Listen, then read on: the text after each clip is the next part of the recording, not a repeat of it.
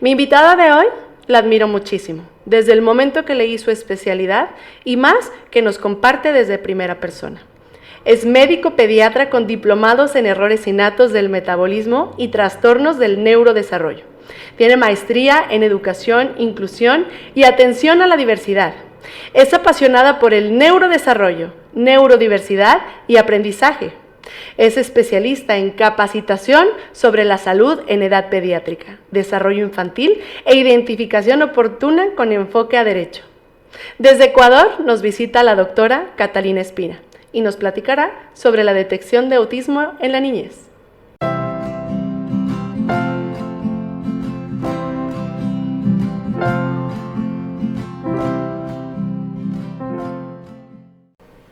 Hola, ¿qué tal? Bienvenidos a Abriendo Camino con la mamá de Majo. El día de hoy me acompaña una especialista que en lo personal admiro muchísimo, que es la doctora Catalina Espina. Bienvenida. Ay, muchas gracias. Cata, es para mí, la verdad, un honor tenerte aquí en el estudio. Me encantó tu ponencia durante el Congreso Hispanoamericano Autista. Creo que nutre muchísimo tu experiencia y nada, aquí agradezco que estés, ahora sí que desde Ecuador, aquí en la ciudad de Guadalajara. Ay, muchísimas gracias, Doris. Yo me siento honrada con tu invitación y con podernos conocer, con poder compartir y abrir caminos. Totalmente. Y bueno, para las personas que aún no conocen quién es la doctora Catalina Espina, me encantaría, por favor, que nos platicaras quién es la doctora Catalina Espina. Bueno, pues en realidad una persona común y corriente, pero desde muy chiquita apasionada de la medicina. Estudié medicina, hice mi especialidad en pediatría y siempre curiosa de cosas un poco menos comunes. Tengo diplomados en errores innatos del metabolismo, genética médica y en trastornos del neurodesarrollo, con un interés bastante particular dentro del espectro autista, así que pues con certificaciones para su diagnóstico y con experiencia y entrenamiento para su detección, así como sus intervenciones. ¿Y por qué el interés en neurodesarrollo, neurodiversidad y aprendizaje? Bueno, en realidad es un camino que fue bastante espontáneo, no fue planeado así. Okay. Es decir, mientras estudiaba la pediatría, cuando me enseñaban neurodesarrollo y me lo ponían como, sí, el neurodesarrollo va a hacer esto a tal edad, sentía que me faltaba mucho explicación por qué se daba esa edad, o sea, y por qué se daba esa edad y no a otra, y entonces empezaba a estudiar, y mientras más estudias, pues más te das cuenta que menos sabes. Correcto, sí. Y seguí ahondando, es un tema que me apasiona mucho. Y finalmente fue justo este interés de querer saber más que me llevó al autodescubrimiento. Okay. Y llegar a mi propio diagnóstico y querer servir, o sea, y querer apoyar. Porque atrás de los diagnósticos tardíos hay una serie de situaciones que uno enfrenta que finalmente los llamamos traumas, pero a la final son justo los retos que tienes y los desafíos, y tú dices, si yo puedo ayudar a alguien a pasar esto con menos dolor, con más herramientas, pues quisiera hacerlo. Exactamente, y creo que me identifico mucho con esta parte junto contigo de bueno, hacer ver a las personas más información, más actualización y que mejor en primera persona. Así que, ¿cómo se mide la normalidad? Bueno, aquí es súper importante, yo no voy a hablar desde la parte lingüística de dónde viene la norma, sino más bien de cómo lo usamos los médicos, y es porque en estadística nosotros distribuimos los datos en una curva de Gauss. Correcto. Y agrupamos aquellos datos que son como más comunes en la parte del centro, bajo la curva. Sí. Y a esto lo consideramos normal, pero hay que tener en cuenta que estadísticamente normal solo quiere decir que es lo más común dentro de una población. Correcto. Y entonces dejo dos colitas, que tengo una hacia atrás y una hacia adelante, y depende de lo que estés midiendo, lo que signifiquen esas colitas. Pero esa colita significa la diversidad, que son aquellos datos que no entraron en tu curva de Gauss. Correcto. Que en palabras como muy coloquiales podría ser la anormalidad, pero justo lo que no queremos es eso, como tachar, porque la palabra anormalidad tiene una connotación muy peyorativa. Entonces hablamos de diversidad.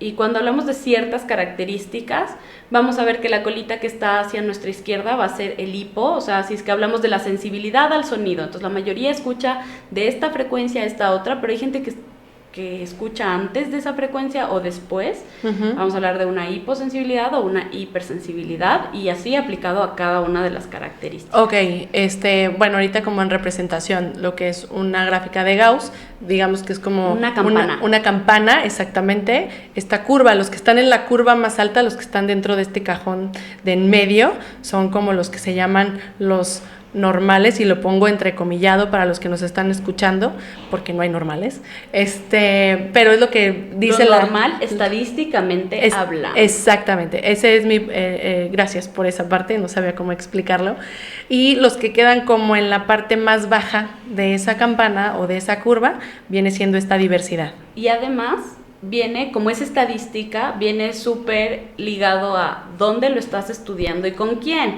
Entonces, si de repente nos hacen un estudio acá en México de la talla promedio de las personas, pues lo normal va a ser entre 1,60 y 1,80 como mucho, y ya pues quien salga de ahí va a ser no tan normal estadísticamente, pero si yo hago el mismo estudio en una población alemana, probablemente pues ya nuestros datos no están tan normales. Para ellos alguien de 1,60 va a ser muy bajito. Exactamente, ¿sí? Exacto. Y claro. Para nosotros un alemán de 2 metros en nuestra población puede ser la colita del extremo y decir es alguien muy alto. Exacto. Entonces claro. Sí hay que tener en cuenta estas características porque pues pongo la altura, que es algo muy evidente, pero hay muchas características que no se ven. Entonces no solo se trata de andar midiendo las cosas, sino de ver la calidad también de esas características. Por supuesto. Claro, y el tema cultural, ¿no? También sumamente importante, tal cual lo dices, no es lo mismo por cuestiones fisiológicas, pues que todos vamos a hacer la misma talla, o cuál es la talla normal. No, y cuál es el desarrollo normal en un mundo diverso. ¿Cómo es tu desarrollo naciendo en Australia? ¿Cómo es tu desarrollo naciendo en América del Sur? ¿Cómo es tu desarrollo en América del Norte, en Europa? Y luego usamos herramientas que tratamos de estandarizar universalmente cuando no hay una cultura universal. Exacto. Entonces, pues pongo mucho el ejemplo de comer, porque hay culturas que comen con las manos y hay culturas que desde muy pequeños comes con cubiertos. Y entonces, si yo tomo a un niño de una cultura en donde no le enseñaron a coger un cubierto a los 3 años y no toma la cuchara, pues yo te diría, pues está normal porque la estadística dice que ya debía haber cogido la cuchara a los 2 años, pero pues si nadie le enseñó, ¿cómo lo iba a aprender? O sea, no era algo que iba a venir solo. Por supuesto. Y de la misma manera lo implementamos a nosotros. Si tienes una cultura en donde todos usan cuchara y pues el niño se vuelve un problema social que meta las manos, probablemente te digan, no, ya está como tarde en su desarrollo, se ha retrasado para obtener, y ahí preguntarnos mucho de qué realmente tiene importancia en el desarrollo y qué son solo cosas que son importantes para el estatus social o la apariencia social, más no en tu desarrollo personal. Súper importante esto que mencionas, y creo que en el neurodesarrollo pasa lo mismo, ¿no?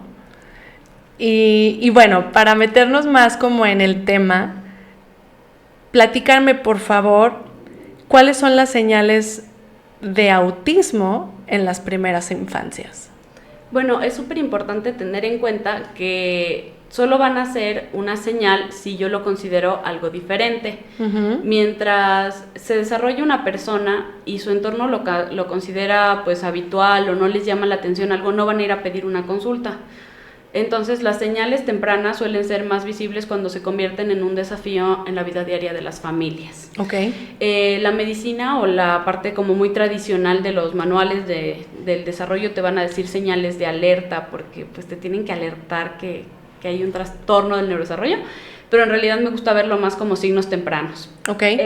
Estos signos tempranos son una lista muy larga, entonces los vamos agrupando en 3 principales características, que son variaciones en el desarrollo, o sea, variaciones de las diferentes áreas, comunicativa, motriz, socioemocional, o en su defecto también podemos verlas en la parte sensorial, y en ciertos comportamientos. Entonces, perdón que te interrumpa, aquí es donde entran también los hitos del desarrollo.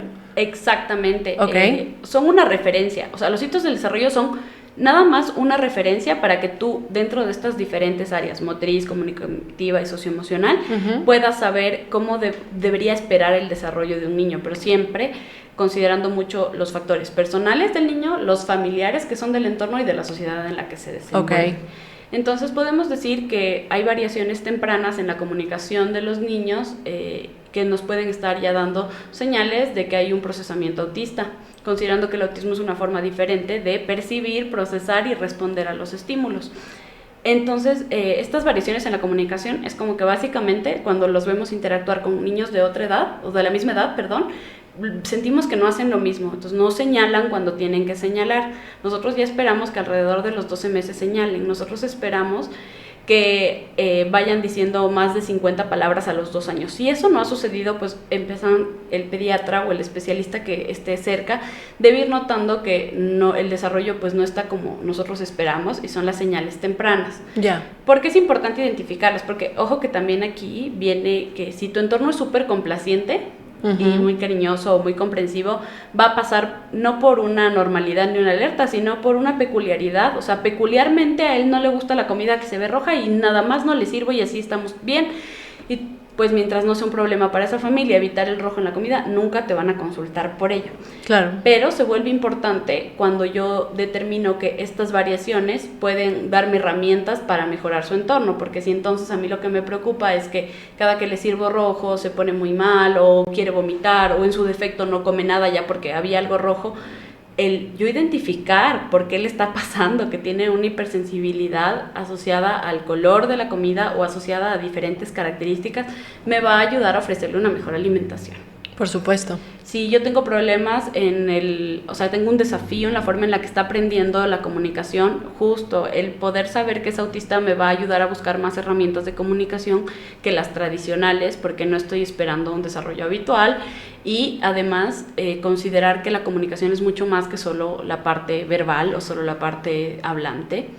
Entonces es súper importante considerar que los comportamientos también comunican, que nos decía mucho Emily Fink, ¿no? En la parte sensorial, como todos los comportamientos también son comunicación, e identificar no solo el comportamiento que nos parece disruptivo, sino identificar por qué.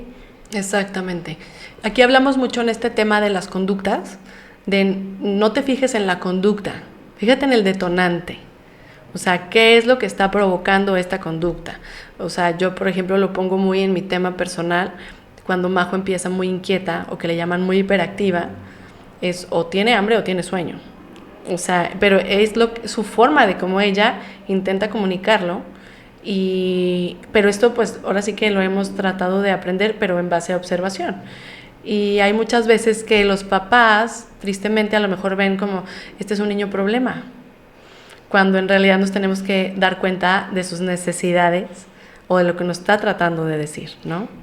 Yo mencionaba algo que quiero transmitir a quienes no pudieron ir al congreso pero nos están escuchando ahora, y es que generamos muchas culpas a través de las crianzas y el desarrollo, y entonces, por ejemplo, justo esta frase del niño es malcriado tiene una connotación súper culpabilizadora a la madre y al niño, ¿no? O sea, claro. A los dos los golpea por igual, y considerar que justo estos comportamientos que están tratando de comunicar algo de una manera que a nosotros nos parece disruptiva porque irrumpen el entorno o generan momentos de malestar, también generan culpa. O sea, hay muchos niños luchando con su idea interna de querer ser buen niño y sufriendo muy feo porque dicen, hoy día dañé la fiesta familiar, hoy dañé el paseo, por mi culpa no fue como quise, y a veces también tienen esa expectativa de un buen momento, que sus necesidades, que no puede comunicar de una manera en que todos, o sea, en que hemos aprendido como la forma habitual de comunicarnos entre todos, hace que también se frustre. Entonces, te lo pongo un poquito de por medio, porque atrás de ese, es que el niño está mal criado, o es que este niño es muy problemático, hay una persona tratando de comunicar algo que le está molestando o lo está justo desregulando, y que además muchas personas están más preocupadas por qué van a decir los demás que me ven o qué van a pensar. Exacto. En vez de pensar en qué está sintiendo este niño para que se ponga así, porque yo no creo que alguien haga una pataleta nada más por gusto. Por supuesto. Así como, tengo ganas de avergonzar a mi mamá hoy, voy a lanzarme al piso. O sea, de verdad, pensamos en qué lo lleva a ese extremo y buscar. Sin duda, hay temas comportamentales asociados a crianza, que los berrinches existen como tal. Claro que existen. Pero saber diferenciar de un berrinche por por un tema de crianza a un berrinche por un tema sensorial, te ayuda mucho a poder manejarlo. Es por buscar supuesto. el detonante. Por supuesto, la verdad es que nosotros estamos, conscientes y creemos muchísimo en observar el detonante, o sea, buscar el detonante y no querer cambiar la conducta, ¿no? Es como no corregir esta conducta, sino más bien buscar el detonante. Y como número 2, la crianza respetuosa. Aquí hemos hablado mucho del tema de crianza respetuosa. Creemos que todos los niños son iguales, o sea, son seres humanos igual que tú, igual que yo, no tienen mayor autoridad o menor que un adulto. Entonces, la importancia también de como padres trabajarnos mentalmente, emocionalmente.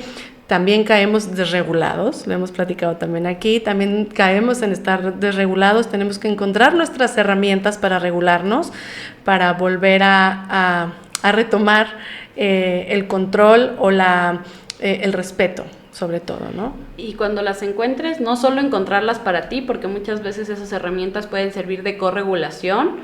Entonces, si yo he encontrado que una herramienta que me relaja es alguna textura en particular que a su vez le puede servir a mi hijo, a mi sobrino o al niño con el que yo estoy compartiendo este momento y también lo va a regular, inclusive compartir estos espacios de corregulación les enseña mucho más que corregir con la palabra. Exacto, exactamente. Qué importante esto que estás mencionando. Hay formas, o sea, hay herramientas. No nos tenemos que ir así me hicieron a mí y me funcionó, o sea, no, olvidemos esa parte y creo que es muy importante ponerlo sobre la mesa porque va de la mano siempre junto con el cómo reaccionan nuestros hijos, el cómo reaccionan los niños en general. Y gracias por eso, importantísimo ponerlo sobre la mesa. Y ahora cuéntame una cosa, Cata, ¿cuáles son las herramientas de diagnóstico? Bueno, tenemos que aclarar primero de que la palabra diagnóstico es necesaria, aunque estemos de acuerdo en que el autismo no es una enfermedad, sigue codificado en los manuales como un trastorno. Si bien estamos trabajando en socializar, comprender que es una condición y es otra forma de procesamiento, todavía sigue así en los manuales y sigue así en las políticas públicas. Y mientras siga así, yo no puedo nada más utilizar, o sea, retirar la palabra para que ya no suene así. Tengo que seguirlo usando para que las personas puedan recibir los apoyos que por derecho deberían tener acceso. Correcto. Estas herramientas diagnósticas son hechas para cumplir o cubrir los criterios del DSM-5, que es un manual de psiquiatría americano. Entonces hay que comprender de dónde viene la herramienta para que cuando te enfrentes a la herramienta sepas qué están buscando, ¿sí? Ya. Se consideran las herramientas validadas dos principalmente, ¿sí? Una es la entrevista para el diagnóstico de autismo, que por sus siglas en inglés, ADI-R, la R de revisada, y adicionalmente existe otra que es el A22, que es en cambio como el estudio observacional de diagnóstico de autismo en su segunda versión. Okay. Estas tienen estudios en sus poblaciones, en su población original, que fue en Estados Unidos la creación de estos test, como modificación de los previamente existentes. Vamos sacando lo mejor de algunos y retirando lo que creímos que no era tan útil o tan necesario. Okay. Lo estandarizan, lo traducen al español de España, valga la aclaración. Claro. Y luego lo empezamos como a buscar, a tratar de estandarizar en poblaciones como las nuestras, las latinas, pero en el fondo sigue teniendo un sesgo cultural, eso hay que tener muy en cuenta. Hay un sesgo de género, las herramientas son bastante más sensibles en población masculina que femenina, entonces la derivada de información de que te dicen es más común en hombres que en mujeres en realidad es porque estamos utilizando herramientas que pierden información importante en el género femenino. Okay. A partir de estas dos herramientas que son las que actualmente, y eso quiero que quede muy claro porque este podcast quedará con la fecha de hoy y en un año puede cambiar por totalmente completo. De acuerdo. Sí. Estas dos herramientas que hoy son las más utilizadas a nivel mundial requieren un entrenamiento especial de la persona en la utilización de un material que es bajo licencia, lo cual también hace que el acceso sea más difícil por el tema de costos.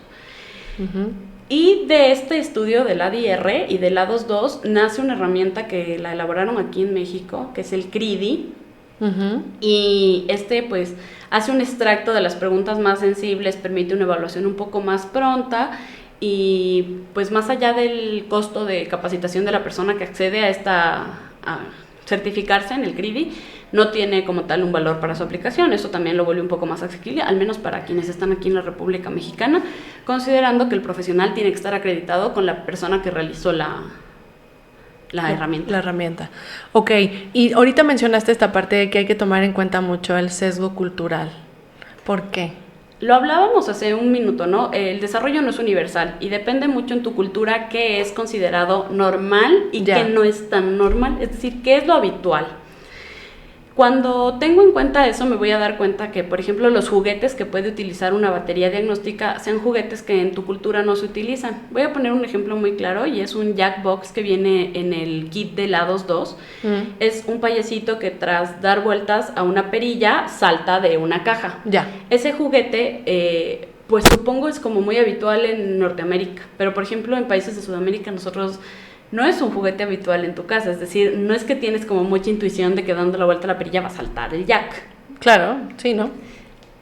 Son pequeños ejemplos que obviamente en manos de personas calificadas se pueden sortear. Ok. ¿Sí? Pero que hay que tener en cuenta porque sigue siendo una herramienta elaborada con base en esa cultura. ¿Qué es lo importante cuando se adaptan herramientas a los diferentes países? Primero, temas idiomáticos. El idioma que usamos en México, en Ecuador, en Argentina, a pesar de ser español, no es el mismo. Correcto. En segundo lugar, las tradiciones, la forma de comer, la forma de vestirnos, la forma en la que nos dirigimos a las demás personas va a variar y ese es el sesgo cultural que hay que tener en cuenta, que mientras sigamos sin tener herramientas desarrolladas dirigidas a nuestra población, vamos a tener ese sesgo. Y también, según la cultura, hay hitos que se pueden alcanzar antes o después, sobre todo aquellos hitos que están ligados, como te digo previamente, a la cultura y no al desarrollo como tal biológico que está programado, o sea, no al cronómetro biológico. Mismo ejemplo de antes, tomar la cuchara. Tomar la cuchara será necesario acorde al entorno en el que tú estés y luego si nosotros nos comparamos con otras culturas y yo te digo, bueno, vamos a tomar los palillos japoneses para comer arroz, yo no sé cuántos de nosotros, por ejemplo, que tenemos un desarrollo neurológico considerado normal, podamos agarrar un arroz con los palillos, ¿sabes? Entonces, pero eso era una habilidad muy importante para ellos desde muy pequeños. Claro. Y está más allá de tus habilidades motrices ligado a culturalmente cómo vas a utilizar esa habilidad en tu diario vivir. Por supuesto. Sí, claro, definitivamente tiene mucho que ver en los hábitos diarios de las personas, de las familias. Incluso no hay por qué irnos a otras culturas. O sea, en cada casa es un mundo distinto y se acostumbran situaciones diferentes, el cómo se come, el cómo se... Llámale la actividad que quieras, cada quien lo maneja de manera distinta.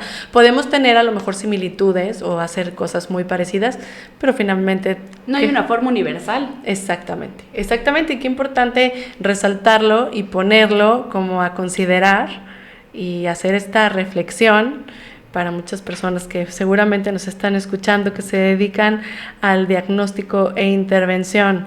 ¿Y por qué hablas de la condición como una identidad? Es importante cuando yo hablo de la condición como identidad, parto de que cuando lo encontramos en los libros vas a encontrar trastorno del espectro autista con una connotación que ya viene siendo pues importante porque ¿de dónde lo sacaste? Del manual de estadística de enfermedades, de diagnóstico y estadística de enfermedades mentales. Claro. Ya para comenzar desde ahí, el estigma que puede traer esta palabra es importante. Y cuando ves a un colectivo que está luchando porque se le deje de llamar trastorno por condición, es porque no es solo un tema de desafíos, sino que además viene con grandes oportunidades, viene con virtudes y viene con diversidad, viene apoyando a un hecho que es real. O sea, la neurodiversidad no es nada más un paradigma, en realidad se refiere a la diversidad como hay la diversidad biológica, la diversidad de nacionalidades, de tonos de piel y de una serie de características, pues también el procesamiento de la información que viene del mundo exterior hacia adentro tiene una diversidad. Y cuando ya lo entendemos como condición y una persona debe enfrentarse a asumir que no es del todo, no está igual a sus pares, sobre todo en un mundo en el que trata de homogeneizar, el encontrarte con tus virtudes dentro de esta condición te permite generar identidad de, por esto me sucede así, o voy a buscar acomodaciones para mí. Claro. Voy a poner justo lo que hablamos mucho en el amor propio y poner nuestros límites como seres humanos todos.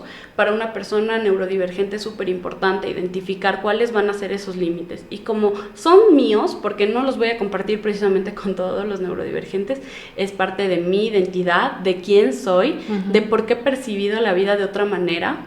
Y es súper importante hablarlo sobre todo en las personas que reciben un diagnóstico más tardío, porque hay muchas escenas de su vida que han quedado como sin entenderse y cuando con el diagnóstico empiezan a tener respuestas. Por supuesto. Y la identidad te lleva a asumirte parte de una cultura y a tener una tribu, una comunidad. Y justo el poder decir soy autista y tener una comunidad que diga yo también soy y un lugar donde poder ser, como fue este fin de semana, un congreso donde pudimos ser, donde hubo una diversidad increíble y todos pudimos ser, en realidad eso es lo que hace importante como identidad, que tú puedas tener tu identidad, tu cultura y tu comunidad. Por supuesto, y lo que me encantó también de este fin de semana, digo, a lo mejor cuando salga este episodio ya pasó un poco más de tiempo de una semana, pero respeto. Eso fue lo que hubo todo el tiempo, respeto. Y creo que nos deja muchísima experiencia, conocimiento, pero el respeto fue algo maravilloso, fue un ambiente, la verdad, inexplicable. O sea, yo no les puedo decir realmente lo que se vivió. Realmente tienen que vivir uno para poder comprender lo que trato de explicar, porque poco pasa. Nadie en la vida diaria nos hace falta esta parte del respeto. Y creo que eso se vivió mucho en el Congreso. Fuimos parte de un grupo, pero aparte con respeto. O sea, eso fue, creo que es lo que, yo me llevo muy tatuado el respeto. Entonces, aquí quiero hacer solo una acotación, y es que el respeto también comienza por la forma en la que nos dirigimos a otros, y justo eso hizo tan especial este espacio. Fueron, más allá de los mensajes que de fondo fueron todos muy importantes, todos construidos desde un lenguaje que busca incluir, desde un lenguaje que evita las ofensas, que evita términos que ya sea lingüística o no lingüísticamente tienen un impacto peyorativo de por sí. Entonces, aquí también es importante hablar de esto porque la gente dice, pero se ponen como muy piquis de que no digas así y dilo asado, o sea, que no es que con autismo, sino autista, que si es así o asado, y hay gente que dice, pero son solo las palabras. No, realmente el lenguaje con el que nos referimos a otras personas impacta. Por supuesto. Y el haber escuchado, muchos de nosotros autistas, siendo también público, escuchar que los demás se referían a nosotros en palabras que de ninguna manera nos hacían sentir ofendidos, fue algo súper agradable dentro de espacios con ciencia, porque la gente dirá, pero a la final fueron muchas experiencias personales. Pues no todo fue experiencia personal, no todo tampoco fueron ciencia, pero justo se rescata que se puede hacer ciencia con conciencia y se puede respetar los puntos de vista, se puede hablar de una manera respetuosa y puedes dejar ser a las personas, hacer ajustes razonables cuando son necesarios y tener flexibilidad. Entonces, en realidad, para quienes creen que somos como súper cuadrados y rígidos, pueden ver cómo justo en nuestros espacios, al contrario, lo que buscamos es mucha flexibilidad para adaptar en lo posible las necesidades de todos. Y habrán necesidades muy particulares que cuando son expresadas, también se buscará la manera de a esa persona también encajarle. Por supuesto. También tener adaptaciones. Por supuesto, claro, y la verdad es que yo insisto, aprendí muchísimo, sigo aprendiendo como mencionas, todos los días se aprende algo, y que estamos en constante aprendizaje. Y bueno, la verdad es que me gustaría también retomar esta palabra que me brincó muchísimo, incluso en el Congreso, que son las coocurrencias. Hay un dicho en la neurología pediátrica que dice que los trastornos del neurodesarrollo nunca vienen solos, que suelen venir como en banda.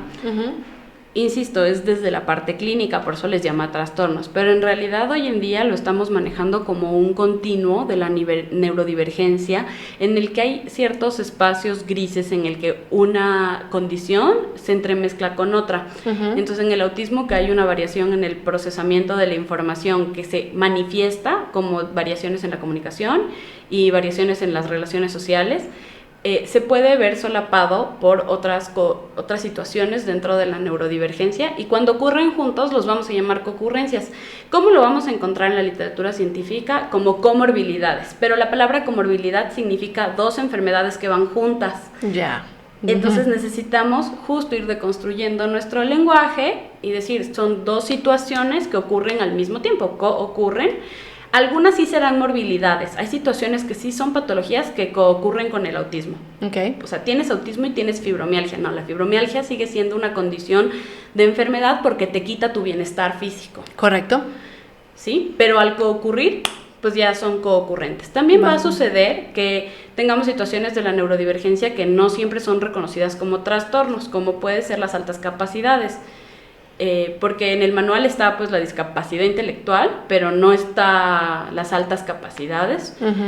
Coocurre el déficit de atención e hiperactividad, la condición de déficit de atención e hiperactividad con el espectro autista. También puede suceder que tengas no solo dos, que tienes dislexia y autismo y altas capacidades, o que tengas epilepsia, déficit de atención y altas capacidades. Es decir, las variaciones en estos pueden ser un cóctel bastante interesante, sí, y pueden ocurrir. ¿Y por qué es importante tenerlo en cuenta? Porque hay zonas grises en que se pueden solapar ciertas características o la forma en la que se ven, claro, y hacer confundir al profesional. Entonces ahí es cuando entran toda esta gama de tests que tenemos gracias a la neuropsicología, para no solo interpretar el comportamiento, sino el por qué, porque a veces el mismo comportamiento viene de un diferente proceso neurocognitivo por el que se está presentando.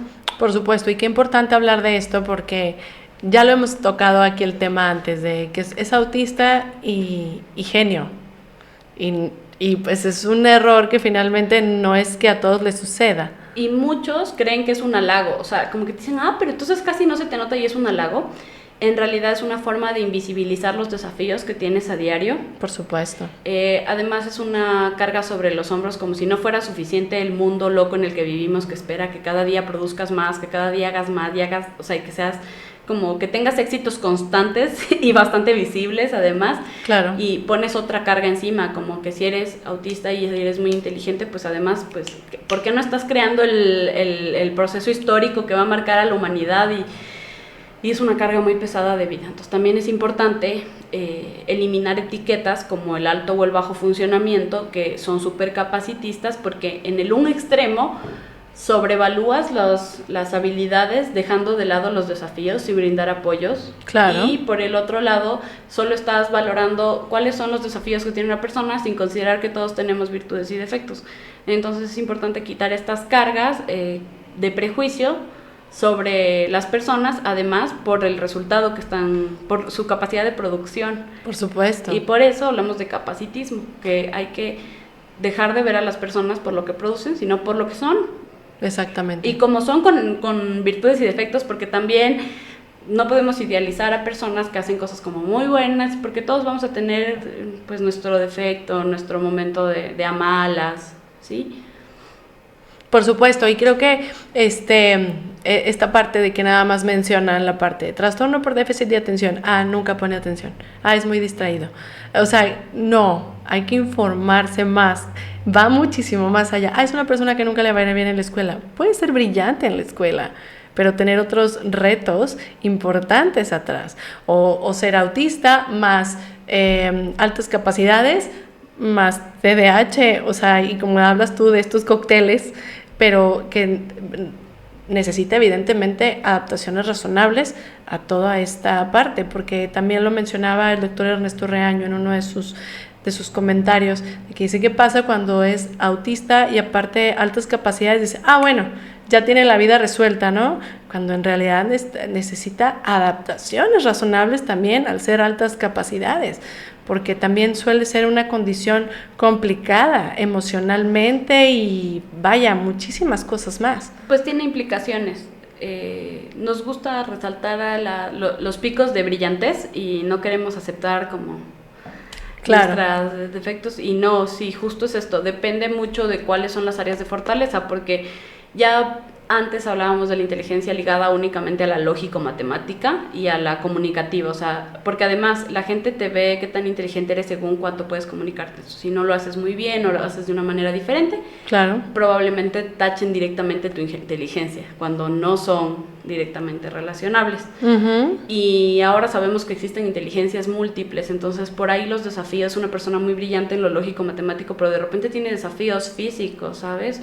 O puede tener desafíos emocionales. Podemos generar desafíos en la autoestima cuando ponemos varas muy altas, porque como te ha ido siempre muy bien, yo sigo esperando que siempre estés en la excelencia, y son cargas que se van cargando. Y ahí es como un libro que me gusta mucho sobre el trauma, que dice: el cuerpo lleva la cuenta, uh-huh, porque te sigues acumulando y guardando en tu sistema nervioso todos esos pequeños detonadores. Por supuesto, y esta es la gran importancia del autoconocimiento y de nosotros como padres también poner ahí el ojo y observar y conocer todo el tiempo a nuestros hijos para darles las mejores herramientas disponibles, exacto. Yo siempre hago una invitación a los profesionales a hacer más que lo único disponible, entonces sí es importante seguir estudiando, seguirnos especializando, tener la oportunidad de abrir nuestra mente a que cada día hay nuevo conocimiento, hay nuevos paradigmas, y está súper bien si estudiaste en una escuela tradicional de medicina donde te enseñaron el DSM, donde tú lees todo de la evidencia, y no olvidarnos que la ética nunca ha ido tan de la mano de la ciencia, por lo tanto siempre hay que ir buscando nuevas opciones, abrirse al nuevo conocimiento. O sea, está súper bien si te enseñaron en la escuela tradicional, pero si estás oyendo esto y dices, ¿qué es la neurodiversidad? ¿Por qué están hablando desde otras palabras? Métete a verlo un poquito como nosotros, o trata un poquito de entendernos, porque como yo les decía ese día, yo entiendo que mucha gente no sepa lo que es la neurodiversidad y sigamos con enfoques muy tradicionales que son patologizantes, estigmatizantes, capacitistas. Pero lo que no perdono es que personas que ya sabiendo que existe un movimiento de neurodiversidad, que hay autistas que estamos poniendo nuestra propia voz, en mi caso no es tanto en mi experiencia personal, sino en el estudio que he llevado a cabo y la experiencia que voy adquiriendo día a día en mi compartir con niños, con niños autistas, que lo vean y no lo reconozcan, o que lo vean y lo veten, eso es lo que pues realmente no tiene excusa. Por supuesto, y esta parte me encanta, esta frase que mencionaste, les perdono porque no sepan, lo que no perdono es que no quieran saber. Exactamente, y creo que esa es un llamado a muchísimos especialistas, que lo que aprendieron en la universidad es válido, pero hace falta actualizarse. Te decía antes de entrar a este podcast y para compartirlo con los demás, una de las cosas con las que yo comienzo cualquier conversatorio es que yo trabajo en mi constante deconstrucción y reaprendizaje. Es súper difícil reaprender, porque aprendiste en la universidad con técnicas científicas y decimos somos científicos, creemos en la ciencia, tiene que estar escrito y con una muy buena evidencia, pero no todo lo que tiene evidencia es ético. Y eso también es súper importante resaltarlo. Y mi propia deconstrucción fue difícil salir de mi rigidez, pero yo decía, pero si los criterios diagnósticos son estos y el manual dice esto, y ahí es cuando tienes que ser bastante crítico. ¿De dónde viene este manual para comenzar? ¿Con qué fines fue creado? Y no porque diga que son malos, sino porque tienes que entender el contexto en el que se crean y se generan los conocimientos, y aceptar que la experiencia vivida y las condiciones humanas es algo que tienes que escuchar de las personas que lo viven y que enfrentan los retos a diario, porque una cosa es lo que tú percibes como reto de tus hijos y otro es el reto que él está viviendo. Por supuesto. Y si no lo escuchamos, y no me refiero solo al acto de auditivo, sino somos receptivos a todas las formas de comunicación, uh-huh, probablemente perdamos información importante. Por supuesto, volvemos a las conductas. ¿Qué nos está tratando de comunicar? Digo, usando la palabra de alguna manera más coloquial es la conducta, ¿no? Pero realmente es comportamiento. ¿Y qué es la intención comunicativa? Es una palabra que la vas a escuchar mucho cuando hablamos de autismo, o sea, porque habla de que se debe diferenciar la intención comunicativa. En términos de la neurociencia, se refiere a la capacidad de una persona de demostrar en un comportamiento la intención de comunicar.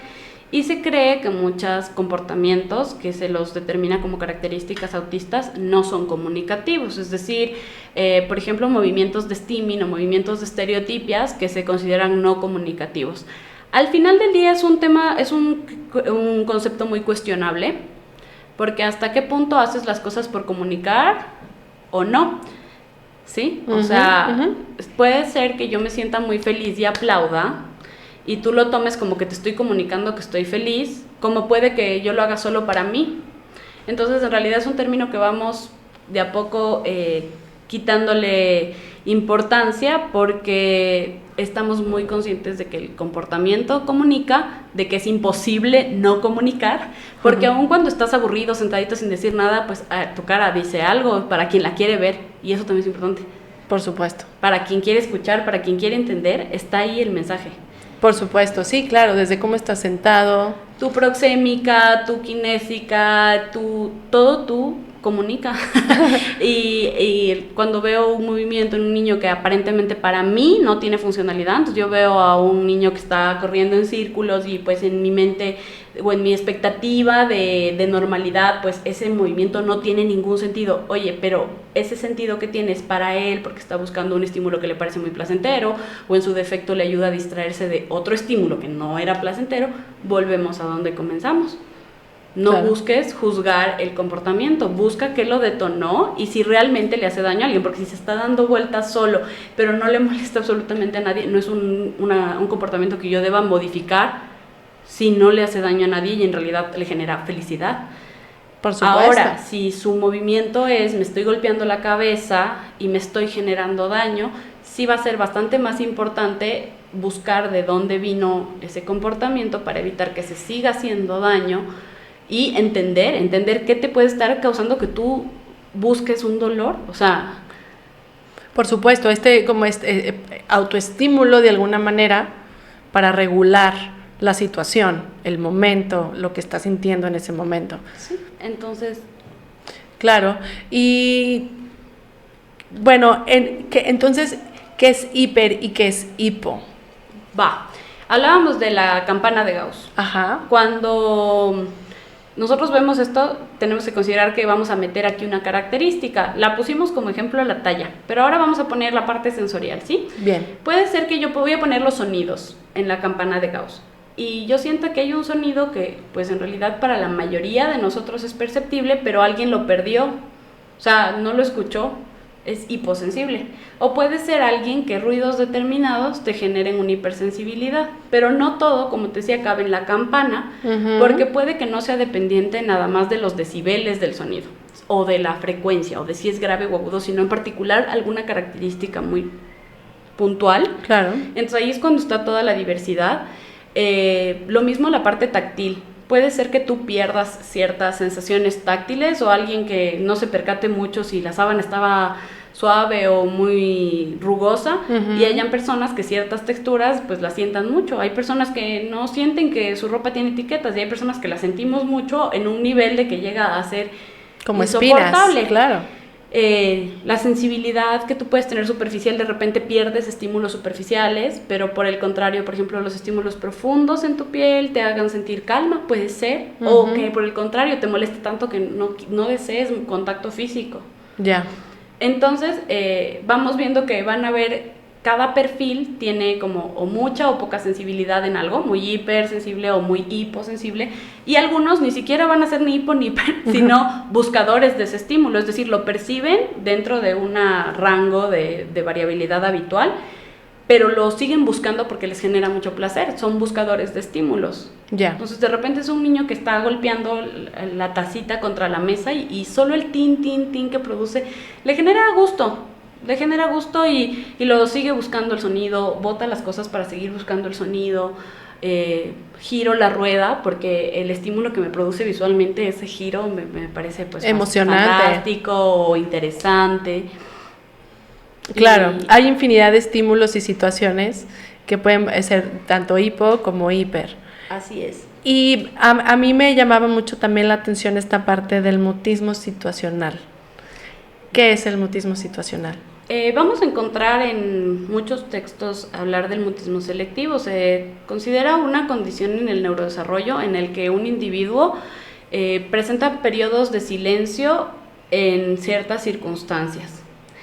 Y se lo ha llamado como selectivo porque es como, por ejemplo, está con mamá, con papá y habla y se expresa, pero cuando está con terceros no comunica de manera hablante. Uh-huh. O inclusive puede suceder que sea una persona que dice, pero es que yo tenía todo lo que quería decir y no podía hablar. Hay una tendencia actualmente a justo repensar este término porque la persona no selecciona cuándo sí quiere hablar y cuándo no, y lo vamos a ver más como un mutismo situacional, es decir, en qué situaciones hablar se me puede convertir en un desafío y en otras que pues realmente lo hago más naturalmente, me siento bien haciéndolo y que logro expresar lo que quiero decir, porque esa es otra situación, cuando estamos muy nerviosos, no sé si a alguien aquí le ha pasado, que te quedas así como quiero decirlo y dije otra cosa. Y entonces también va por ahí y pues lo vemos mucho que en personas autistas que tienen entornos muy complacientes pueden llegar a presentar un mutismo situacional cuando el entorno los lleva al límite, porque estás tan cómodo en tu entorno natural que cuando te llevo fuera de él, de repente pues ya te llevé a un restaurante que está muy lleno, que hay demasiado ruido y justo esa situación te pone frente a la dificultad de verbalizar. Exacto, y aquí es donde yo empiezo como a unir todos los puntos de lo que hemos platicado, o sea, tanto el comportamiento que tiene un detonante y es a lo mejor la reacción, o sea, no puedo hablar, o sea, pero estás consciente, o sea, eres consciente de que te están hablando, que tienes que contestar, que tienes las palabras en la mente, pero en ese momento no funciona el cuerpo, no funciona, ¿no? El comportamiento en ese momento es el mutismo. Y es importante ser empáticos en esta parte y volver a retomar la parte de los detonantes. Yo quiero rescatar que en nuestra cultura se usa mucho el ay, pero tu hijo no habla, ¿no? Se le comió la lengua a los ratones. Porque justo a veces nos cuesta entender el respeto a cuando tú quieres hablar, habla. Y si no quieres hablar, no hables y nadie te puede obligar, y mucho menos, por favor, las muestras de afecto. Esto va más por el tema de una crianza respetuosa que solo en las neurodivergencias, es decir, toda la neurodiversidad se ve favorecida de que tú críes con respeto y que las muestras de afecto nazcan, no se impongan, no se vuelvan una conducta aprendida, así como el conductualismo de cada que veas a tu tía la vas a abrazar y le vas a dar un beso. No, que en realidad sepa lo que significa un abrazo, que sepa el valor de un beso y que lo dé cuando siente que tiene ese valor. Exactamente, cuando quiera dar ese afecto, no porque está impuesto o que sea una regla social, ¿no? Porque, bueno, yo manejo mucho, o sea, vamos a saludar, pues vamos a saludar, pero hay muchas formas de saludar, ¿no? Existe hola como el general, hola a todos, existe el puño, existe el chócalas, existen, y habrá con quien sí llegue con afecto más cercano. Ahora sí que cada quien es diferente y libre de decidirlo. Y si generalizas un saludo afectivo, pues no te asustes de que mañana llegue con alguien que no conoce y le dé un beso y un abrazo y digas, no, pero a él no. Pero si tú le enseñaste a generalizar que todo saludo era con un beso y un abrazo, o luego acepte besos y abrazos de personas que no debía, ¿sabes? Sí. Nosotros mismos lo estamos confundiendo porque no le asignamos el valor al acto. Por supuesto, y qué importante, digo, finalmente nosotros como padres también tenemos que trabajar esa parte de los límites y enseñar, y ni modo, si se agüitó la abuelita, la tía, entramos ahí en otro tipo de conflictos e intereses, pero también importante dejarlos para reflexionar en algún punto.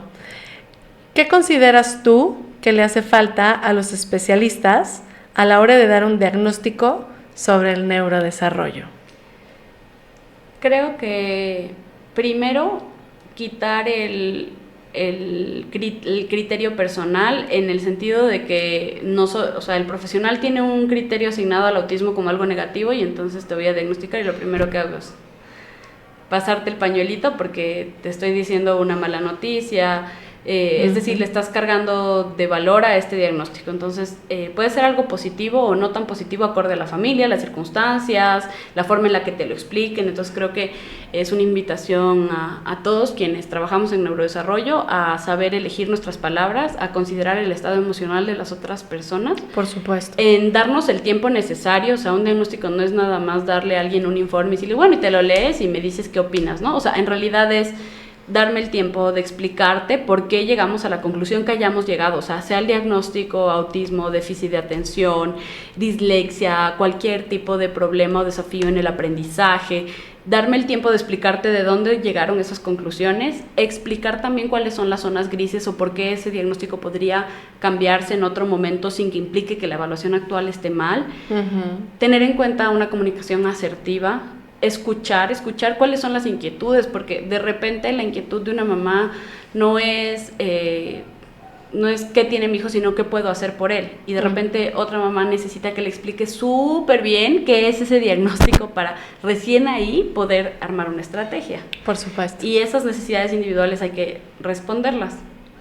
Y actualizarnos constantemente, no dar por hecho. Yo creo que como humanidad nos hace falta la humildad de saber que nunca sabemos todo de un tema y a estar abiertos al reaprendizaje, es decir, a que lo que ya aprendimos puede ser modificado, a la deconstrucción, porque muchos de nuestro aprendizaje es en base a nuestros prejuicios o privilegios y hay que saber hasta qué punto pues son aplicables y seguir trabajando por un mundo en el que valoremos la diversidad como la oportunidad de crecimiento de la humanidad y no como personas a las que debemos dejar atrás. Por supuesto, y me encanta este llamado a los especialistas que si nos están escuchando, creo que vale mucho la pena comprender y entender todo esto que Cata nos estás aterrizando aquí sobre la mesa. Para mí implica mucho valor. He tenido muy buenas experiencias, pero también he tenido no tan buenas experiencias con especialistas donde el ego está muy alto y creo que cuando existen estos diagnósticos el ego no cabe. Tenemos que pensar que ustedes especialistas están tratando con lo más valioso que tenemos, que son nuestros hijos, y la humildad se agradece muchísimo en este tipo de momentos. Vale mucho la pena reflexionar que el futuro de ese niño o niña que en ese momento esté en evaluación depende mucho del estado emocional de los padres. También es un tema que va de la mano de la empatía, porque nosotros cuando damos cualquier tipo de opinión médica, no solo en neurodesarrollo, la forma en la que percibe la persona la noticia va a impactar en cómo va a afrontarla, y hay muchos momentos en que también metemos nuestro pensamiento. Entonces parecería que les estoy hablando a aquellos que comentan, mira, tienes autismo como mala noticia, pero también les estoy hablando a aquellos que tras estudiar mucho de neurodiversidad, de estar en este mundo, te puedan decir con una sonrisa, exacto, tu hijo es autista, pero si tú no estás sintonizado con lo que está sintiendo ese papá, si tú no estás sintonizado con como que con su expectativa de vida, ¿no? Porque todos tenemos una expectativa y la decepción viene de expectativas no reales o no ajustadas a la situación. Por supuesto. Entonces, también es ajustarnos y modularnos, porque para mí puede ser una alegría de repente, o para alguien en particular puede ser una alegría recibir un diagnóstico. Pero sí, yo no te puedo dar tampoco una sonrisa y decir, sí, mira, tu hijo no es como tú esperabas. Claro. Y estar en desintonización. Entonces ahí es cuando es súper importante ser perceptivos de en qué situación está la persona que va a recibir tu noticia y seguir trabajando en un canal de comunicación que también le permita sentirse cómodo, expresar sus inquietudes, sus emociones. Y pues las personas que no somos del área de la salud mental específicamente y trabajamos en neurodesarrollo, formarnos en cómo ser personas de contención, porque vamos a manejar información sensible. Y pues en realidad a todo el personal de salud yo sí les recomiendo por ahí checar todos estos temas de cómo dar información sensible, noticias dolorosas, cómo afrontar el duelo de una segunda persona, porque a la final la cara que las personas ven cuando se acercan a los servicios de salud son las nuestras, las voces que escuchan son las nuestras. Exacto. Y quien los atendió marca mucho la diferencia en la forma en la que perciben sus tratamientos, sus diagnósticos. Insisto, no solo en neurodesarrollo, la práctica médica tiene que ir muy ligada de una comunicación asertiva y de una empatía. Por supuesto, y este cambio de narrativa, esto no es el fin, sino el principio de una historia diferente, maravillosa. Que puede ser maravilloso, ¿no? Es el principio de una nueva historia y vamos a buscar las herramientas para que sea maravillosa. Exactamente, exactamente. Y me encanta esta forma. Cata, si alguna familia quiere estar en contacto contigo, quiere asesoría, quiere una consulta, ¿dónde te pueden encontrar? Para mí un gusto, si es que alguien siente que mi perfil profesional es de su ayuda, puede encontrarme en redes como Catalina Espina Pediatra en Instagram, Cata Espina Pediatra, y a través de un mensaje ponernos de acuerdo para una teleconsulta y ver cuáles son las herramientas que tenemos para ayudar de mejor manera a cada persona, porque pues los planes son bastante individualizados. Lo aclaro porque a veces te escriben pidiendo como un consejo, pero ya no es un consejo porque hay que analizar como muchas cosas por detrás. No hay un consejo universal para todas las personas del mundo, mucho menos para el autismo o alguna condición en particular que tú me digas, tengo un hijo autista, dime qué hago. Pues sí. Sí, ay, sí. ¿Quién es tu hijo? Sí, me gustaría, no, y además ser conscientes, o sea, créanme que con mucho gusto contesta Cata, pero no puede dar la consulta en un solo mensaje, o sea, tiene que haber muchos puntos a conocer, a evaluar, a preguntar, o sea... Y es el respeto también a ti, de que te mereces el espacio, de que te respondan con todo, porque...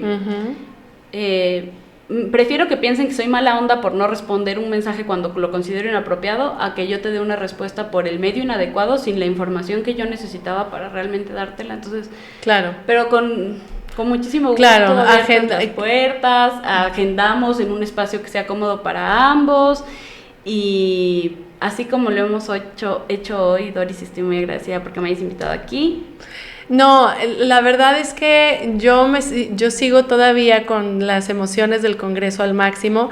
Desde que vino Alita aquí a platicar sobre el primer Congreso Hispanoamericano Autista, que habló por cada ponente, de cada experiencia, de cada interés en específico de cada ponente, de lo que iban a hablar y a lo que se dedican, los estudios, todo lo que traen. La verdad, yo estaba muy emocionada de escuchar cada ponencia, tenía muchas ganas de escuchar ahora sí que tu visión, me quedé encantada, superaste todas las expectativas que pudiera tener, me encantó, me dan mucha luz, me dan mucha fuerza, insisto, este es tu espacio. A mí me halaga muchísimo que hayas aceptado venir aquí a compartirnos, ahora sí que un poquito de todo lo que ya sabes, que esto, bueno, para mí es maravilloso.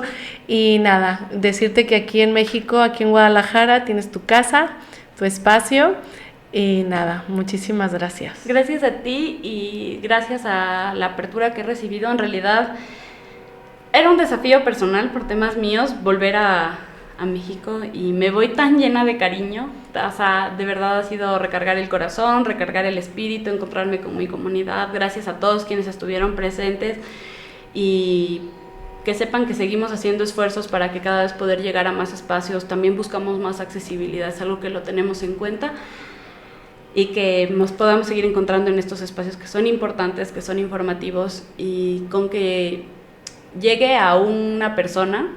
Hoy me siento súper feliz. No, yo estoy segura que muchas personas están muy emocionadas, personas que incluso no pudieron asistir al Congreso. Yo espero que esta plática, esta charla maravillosa les pueda llegar también a ellos. Y nada, no sé si quieras dar un mensaje por último a especialistas, pediatras o alguna otra persona que viva la condición. Creo que somos muchos los profesionales que hemos decidido estudiar medicina justo porque tenemos un interés muy profundo en el cuerpo humano o en determinado grupo etario.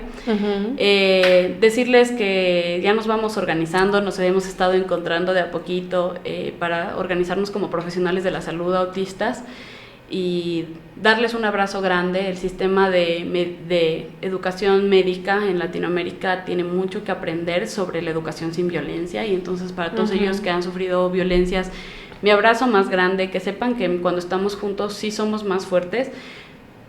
Todavía no lo hemos logrado como del todo derrumbar esas barreras de acceso y esa violencia institucional que está súper arraigada, pero mientras más nos juntemos va a ser más posible que eso suceda, y al menos tener quien te contenga y quien te entienda es súper importante. Así que una invitación a que nos unamos, a que hagamos comunidad.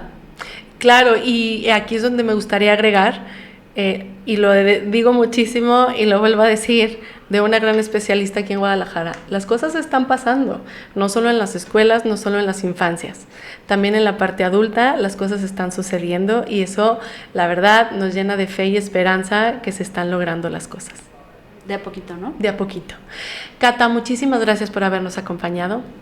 Ustedes recuerden que cada vez que se abre un camino, se abre una oportunidad. Muchísimas gracias. Gracias.